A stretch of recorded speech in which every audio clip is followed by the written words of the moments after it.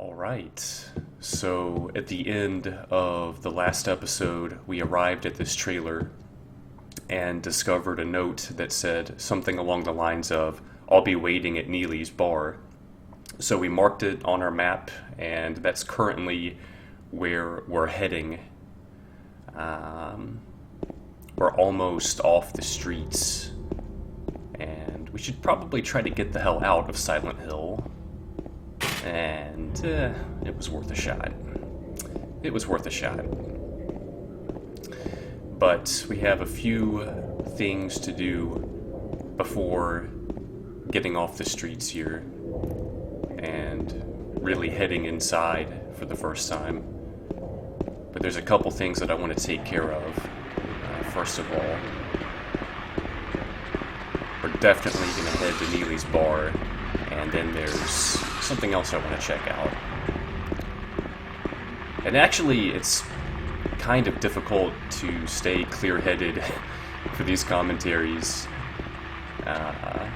because of all the background noise in this game and just the way that it kind of pulls you in. I find myself drifting off quite a bit for these. So if I don't talk for certain intervals, it's probably just because I've been immersed. But as you can see by the awning here, we've arrived at Neely's. And I always liked the way this building was designed externally with these newspaper cuttings on the window exterior. It's really weird. But the first thing that we're going to run into here is a map. Obviously another map of Silent Hill. This is something that is also a recurring theme in the game. And it tips us off to a certain location, this time being the Woodside apartment. And if you'll recall, we gathered the Woodside apartment key in the last episode, right next to a corpse of James, in fact. But if we walk over here, we get a message. There was a hole here. It's gone now. It's very Stephen King-ish, in my opinion. It's a very ambiguous message. At this point, what does this mean? But, yeah. What I can tell you is we can come back here later on, and there will be some more interesting stuff here. But that's a while down the road. The main thing we really wanted to see there was the Woodside apartment map. And check this out. This is yet another corpse of James. This one, the head is completely destroyed. But once again, you can see the green jacket and the jeans quite clearly. Ugh. It's so creepy knowing that that's James. Oh, and check this out. Silent Hill Fresh Meats. It's kind of weird that the corpse is right in front of that business. Let's go ahead and continue. Lots of monsters to avoid. Speak of the devil. Weave in and out of these guys. I want to head right over here. This is a good... Oops. This is a good marker to kind of know where I'm at. Can also pick up some stuff here. First aid kit over here as well. Nice, nice. Okay, so I think that I've got a better handle on combat since the last episode especially, but I'm still rusty. I'm a bit nervous for this next part up here because it's going to require some combat. You can probably hear the bastards right now.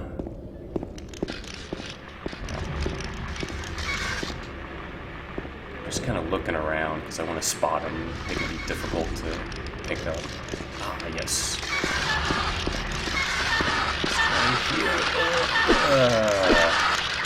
Not a good start. Not a good start. Okay, this is actually good. We can handle them a lot better when they're standing up. Yes. There we go. I think I'm just gonna leave that one alone. Actually, it's far enough away from me now. I don't think it's gonna follow me all the way back here. But we need to kill at least one more. Yeah. There we go.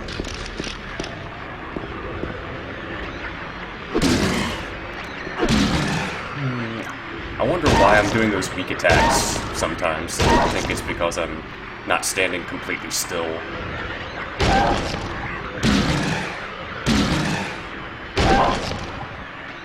Oh, I see. I'm hitting it while it's on the ground, and it's not killing it outright. Oh, it killed it outright that time. Huh. Well, my combat skills still need a lot of work. So, we have a corpse here that has a bit of a paper trail, and I definitely wanted to come back here and read these notes. There's a memo pad on the ground. I'm going to write everything that I've learned so far. Maybe that will help you out somehow. If you're reading this, it probably means I'm already dead.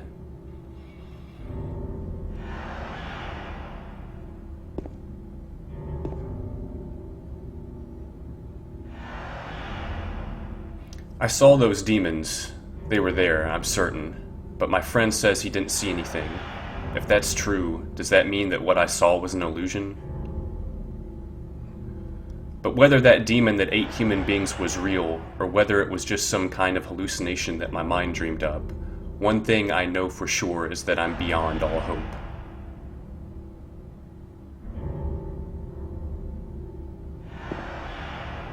It seems that they're attracted to light. That's why people who need light to see are their natural prey. They also react strongly to sound. If you want to go on living, you'd be better off just sitting in the dark and staying quiet, but even that probably won't save you.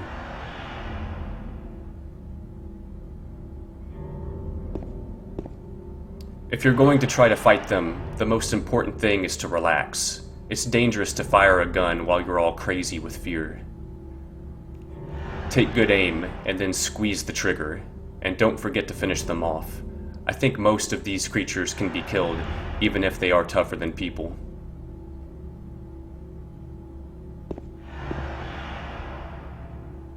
Run away.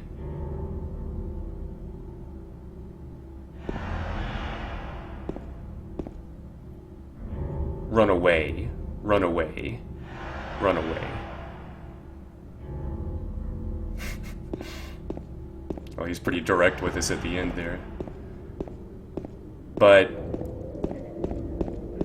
take special notice of the line that said something like, the creatures prey on those who need the light to see. Because that's going to be important soon. At least that line was always important to me. I'll explain it whenever we get there, but it's just another example of how one player can interpret the game. Whereas I think probably quite a few people would just brush a line like that off. But there's tons of little things in this game. And here's the place where we can use the apartment gate key. It kind of gives us a special camera angle. But there is something that I'd like to check out over in this direction first. Get some really interesting details. Oh wait, what the fuck? Wait. Garbage, no use for that. Huh. Oh, I bet you that I can't read that until later. Okay. There's going to be something back there that we can read. I guess I need to clear out this area first. Huh. Tasty health drink over here. Let's grab that. There should be a save point right over here. Let's go ahead and get things adjusted.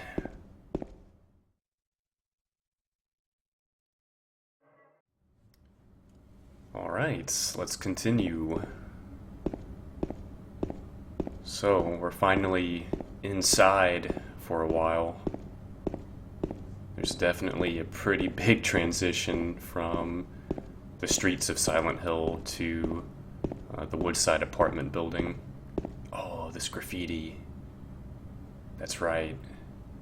We're going to come back here later, and once we have our flashlight, we're going to illuminate this area. Because it's kind of dark here. But there's so much detail in that corner, it's just insane. There's a few areas in the game that are like that. But we're just gonna try to creep down here and hopefully not be noticed. Bug tries to do a drive-by on me there. He tries to drive by again. Sweet, we're gonna be able to sneak by the noisy occupants here. The first of many intense rooms. Oh, this wallpaper.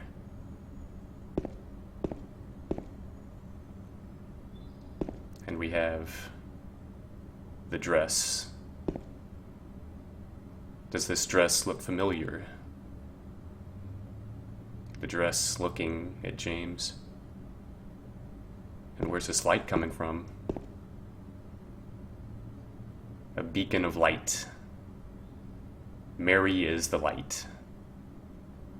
Silent Hill 2 subliminal messages at their finest.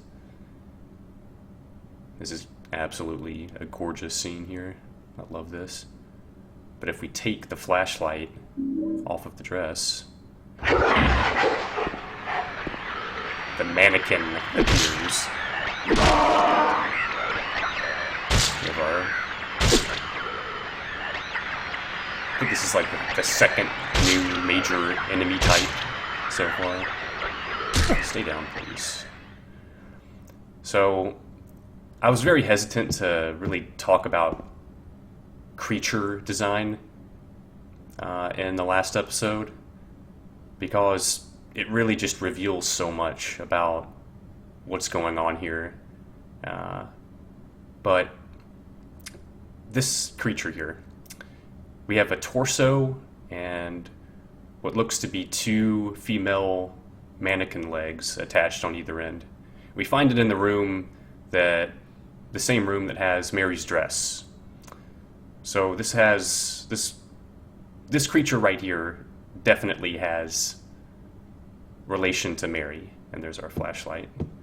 And over here, there should be it's like a magazine article or something like that. It's like how to be a happy couple.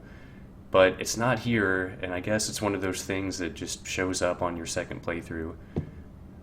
I'm finding a few too many of those things to my liking for this. I don't recall there being so many things that are unlocked after a first playthrough.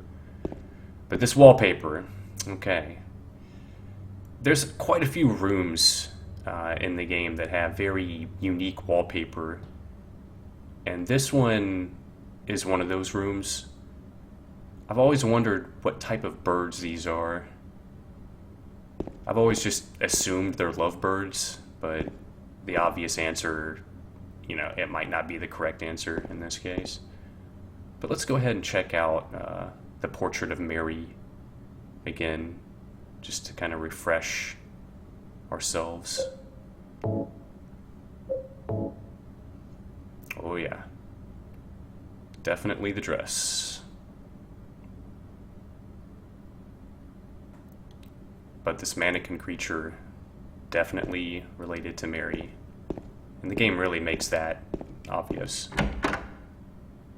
And to the perceptive, the first creature can really be broken down as well if you start digging deep with what you already know about the characters. Take notice, just right there, how they cough at you, and they're like wrapped in a straitjacket of their own skin.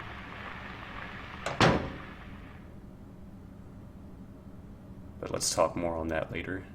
First off, let's top ourselves off here, get ourselves in the green. We're doing pretty well. We haven't really taken too much chip damage. We have a pretty nice stock of consumables, but oh yeah. I love this wall. I love this graffiti here. The amount of detail. We have like a crucifix emblem over there on the right. Take a look at these like pages. These like pictures and articles on the walls that are like decaying and just scuffed up. The wallpaper's peeling off.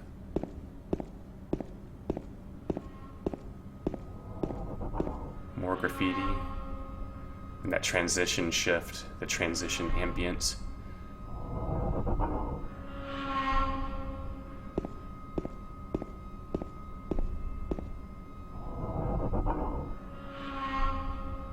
Oh, it's so good.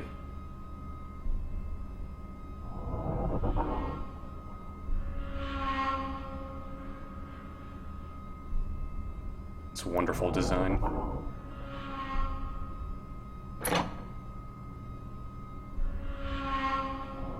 I think that sound happens in one other area in the game. I might just be pulling that one out of my ass, but you don't really hear that transition ambience, but in maybe one or two areas, possibly three. So good. Oh, the ambience here. It's so dark. This flashlight really comes in handy from this point onward. But we're going to take a slight detour in this room. Not nearly as packed with interesting things as the room with Mary's dress, but a suspicious crimson red shopping cart. In a room with bullet holes all over the walls. With a pistol in plain sight. Wonderful. So now we're armed. Take a look at all these bullet holes, man. This room was always just kind of strange to me.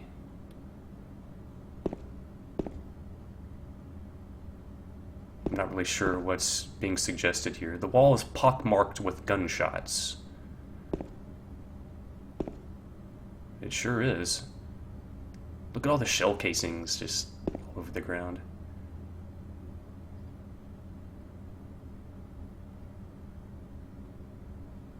It's absolutely quiet in here.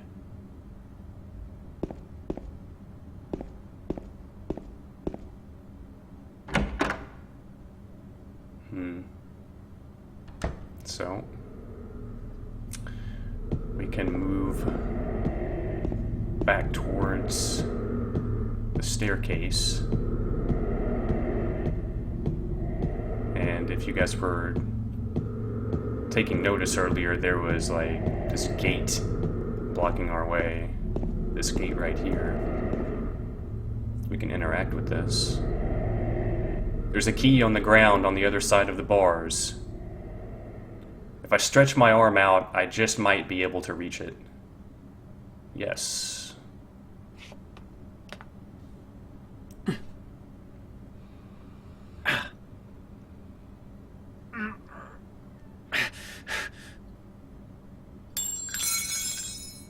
Ow!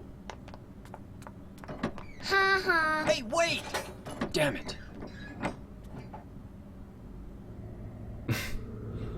Hey, wait! Damn it. Nice, James. That was just... I love the voice acting in this game, don't get me wrong, but there are some truly awkward moments. Hey, wait! Damn it. That dramatic tone shift.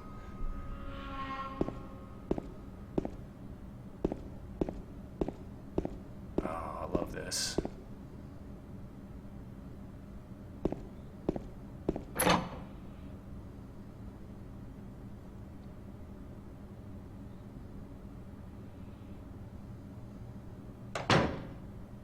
I'm really starting to get pulled in now. So, what's different here? Where are all the enemies?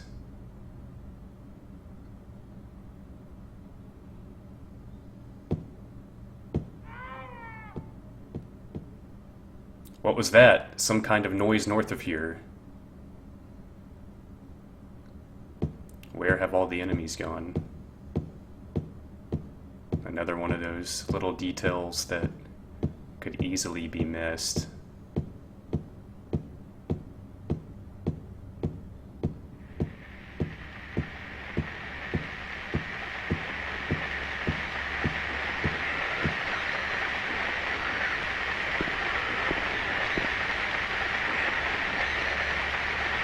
And here he is for the first time. Notice how he glows red when I turn the light off. That crimson Silent Hill red. This would be Pyramid Head.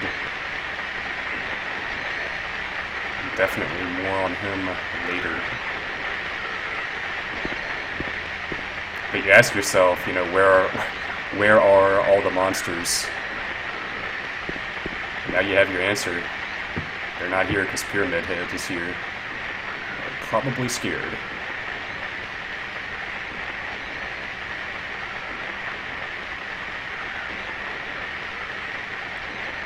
You could easily just miss him standing back there if you just weren't paying attention. You'd hear the radio, so you would, know that there's something around. Oh, this room.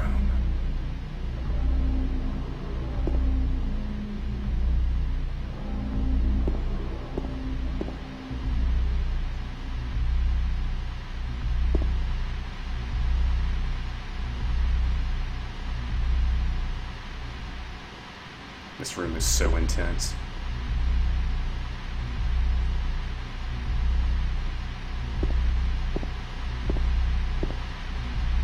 Who do we have here?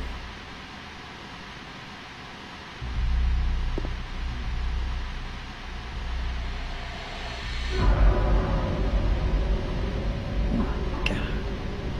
Who could have?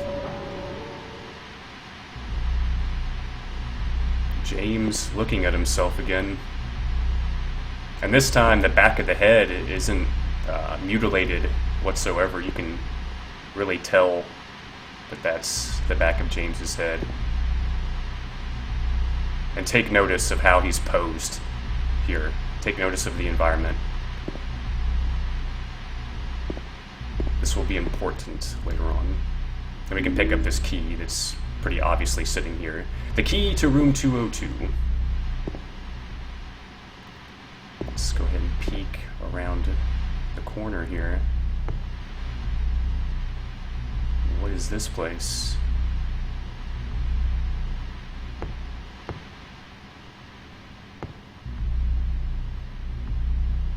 Suspicious looking clock with some strange etchings on the side. What's this? Henry Mildred Scott. Take a look at the scratchings next to them. Take note of those scratchings.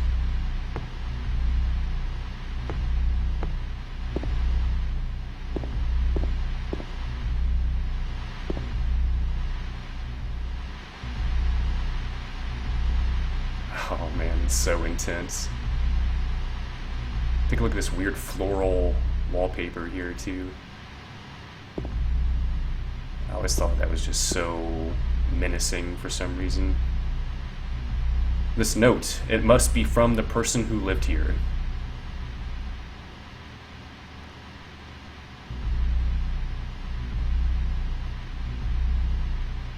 Three needles stand of three different heights, the fat, the tall, and the thin. From slow to fast they move to the right. Scott rests not on 3, but 15. Okay, so Henry, Mildred, Scott from earlier. If I speed up the mental process here, we can deduce that that means hours, minutes, seconds. Henry being hours, Mildred being minutes, Scott being seconds. Scott rests not on 3, but 15.